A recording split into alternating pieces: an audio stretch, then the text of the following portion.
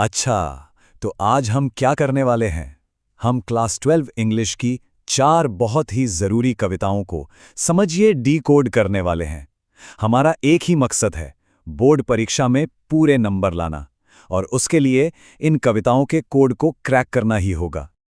अब देखिए, एक बात तो साफ है, सिर्फ कहानी जान लेने से या एक साधारण सी समरी लिख देने से पूरे नंबर नहीं मिलने वाले। असल में इसका एक सीक्रेट है, और वो है सही शब्दों का इस्तेमाल। जी हां, हम बात कर रहे हैं मैंडेटरी कीवर्ड्स की। अगर ये आपके जवाब में है तो नंबर पक्के हैं।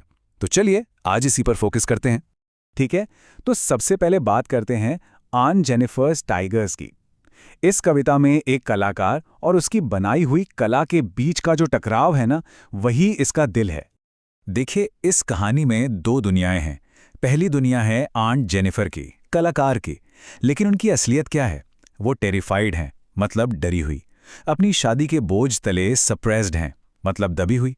उनकी जिंदगी मुश्किलों से भरी है। उनके कांपते हाथ वो सब कुछ कह देते हैं जो शायद वो खुद नहीं कह पाती। और फिर आती है दूसरी दुनिया, उनकी कला की दुनिया, जिसमें हैं ये शानदार टाइगर्स।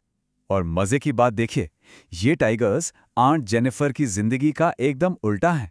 वो प्राउड हैं, कर्व से भरे हुए, अनअफ्रेड हैं, किसी से नहीं डरते, और पूरी तरह से फ्री, यानी आजाद। ये टाइगर वो सब कुछ हैं जो आंट जेनिफर शायद अपनी पूरी जिंदगी में नहीं बन पाई। तो इससे हमें क्या पता चलता है? की इनसाइट ये है कि आर्ट इज टाइमलेस। कला पर समय का कोई असर नहीं होता। आंट जेनिफर तो एक दिन नहीं रहेंगी, लेकिन उनके बनाए टाइगर वो हमेशा ऐसे ही गर्व से प्राण सिंह करते रहेंगे, उछलते कूदते रहेंगे। ये एक कमाल का मैसेज है ना? कि कैसे कला बनाने वाले के दुख दर्द से कहीं ज्यादा ताकतवर और अमर होती है। चलिए, अब कला की दुनिया से निकलकर एक बहुत ही वास्तविक, एक सामाजिक मुद्दे पर आते हैं। हमारी अगली कविता है अ रोड साइड स्टैंड। जरा इस वेन डायग्राम पर नजर डालिए। एक तरफ है शहर के लोग और दूसरी तरफ है गांव के लोग, और ये दोनों दुनियाएं एक दूसरे से बिल्कुल अलग हैं। इनका रिश्ता बस शोषण का है।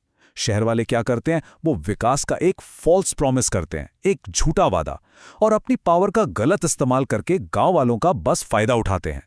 और यहीं पर हमारा अगला जरूरी कीवर्ड आता है, एपैथी। इसका सीधा सा मतलब है बेपरवाही। जब आपको किसी के दुख तकलीफ से कोई फर्क ही ना पड़े। कविता में शहर के लोगों का रवैया बिल्कुल यही है। उन्हें गांव वालों की मुश्किलों से कोई लेना देना नहीं है। वो तो बस अपनी चमचमाती गाड़ी में वहां से गुजर जाते हैं। अच्छा, अब जो अगली 2 कविताएं हम देखने वाले हैं ना, वो एक बहुत बड़े सवाल का जवाब देती हैं कि जिंदगी की मुश्किलों के बीच शांति कैसे मिले। और दोनों ही कविताएं इसके लिए अलग अलग रास्ते बताती हैं। तो ये हैं शांति पाने के वो 2 रास्ते।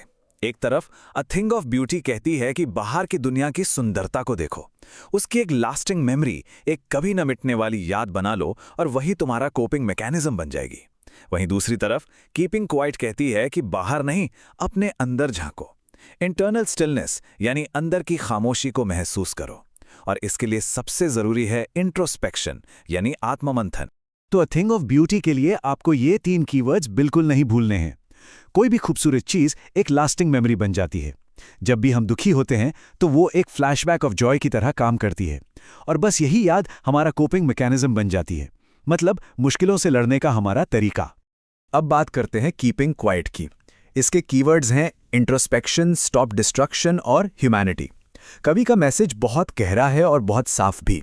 वो कहते हैं कि जब हम शांत होकर अपने अंदर झांकते हैं, यानी इंट्रोस्पेक्शन करते हैं, तभी हम उस पागलपन और डिस्ट्रक्शन को रोक सकते हैं जो हम दुनिया में फैला रहे हैं, और तभी हम अपने अंदर की ह्यूमैनिटी यानी इंसानियत को दोबारा जिंदा कर पाएंगे। चलिए, अब आते हैं सबसे जरूरी हिस्से पर, एक फाइनल चेकलिस्ट जिसमें हम इन सारी कविताओं के सारे कीवर्ड्स को एक साथ देखेंगे। ये वो टूल है जो आपको परीक्षा में बहुत मदद करेगा। तो ये रही आपकी मास्टर कीवर्ड लिस्ट। समझ लीजिए कि ये आपके जवाबों के लिए एक सुपर पावर है।